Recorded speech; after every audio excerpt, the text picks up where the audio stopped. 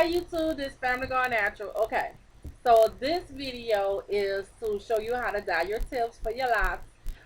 We're gonna dye his hair plum brown. He had his tips dyed before. All you do is grab some locks and you put a rubber band here and here so that they won't touch each other, and you should look like this all over your hair. Turn around. So all you're gonna do is grab not a, you don't want to grab too many to the point where you don't get every string. So all you do is rubber band here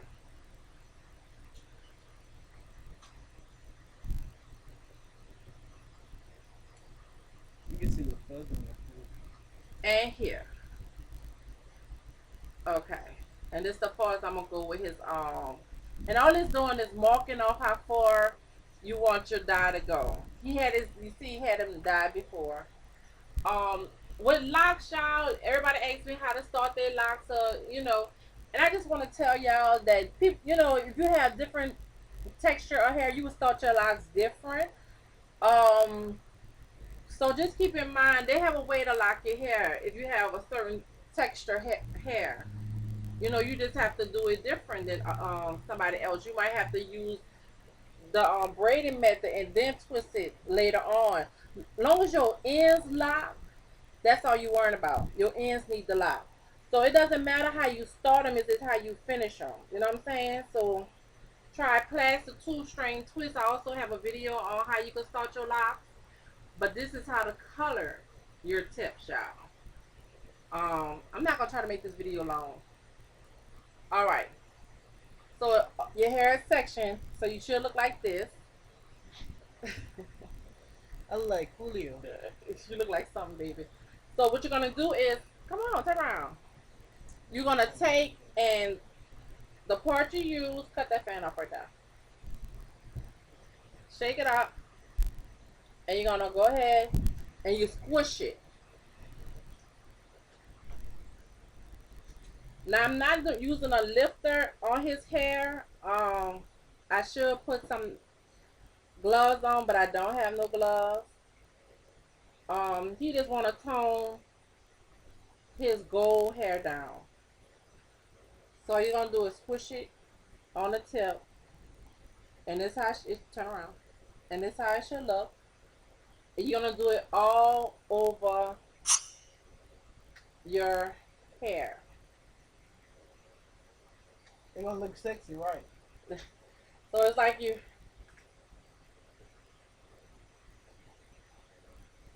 So I'm gonna go ahead and do that, and I will be right back. Okay, YouTube. So his hair came out wonderful, y'all. So what I did was, I let it sit on his hair until it dried. Pretty much, it was took like 45 minutes. Not really dry, but so it's not real squishy anymore. So I guess semi-dry, whatever. But it was like 45 minutes to an hour. I left the dye in. He rinsed his hair out with a clear shampoo. He did not use a conditioner afterwards. Um, Also, when he had the dye in, he went out in the sun for a while to lift it.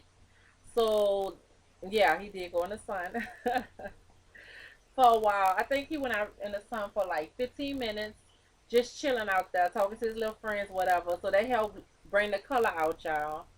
And also, when he washed it out, you wash your hair out until it's clear. And when you wash it, just like I showed you how you squish it, to put the dye in, you have to squish it again to get the dye out, and you also have to squish your hair again when you shampoo it until the water is clear, your tips. So it came out beautiful. You can't really see it because it's dark up in here, but I will have pictures at the end of this video. You have any questions, just let me know. Go ahead and put it at the comments below, y'all. So yeah, this is how you dye your tips. And the reason why I did want to make sure I let y'all know, the reason why you use the rubber bands too, and you section your hair like that, so it can stay separated. So that's a very important part with the rubber bands. You have to use those rubber bands too. You saw how his hair was sticking out all over the place. So when you put that dye in it, it's gonna stay like that. It's gonna stay separated like that. So that's why I use the rubber band at the base and at the end. So don't skip that step. It's very important, y'all. So that is it. Bye, YouTube.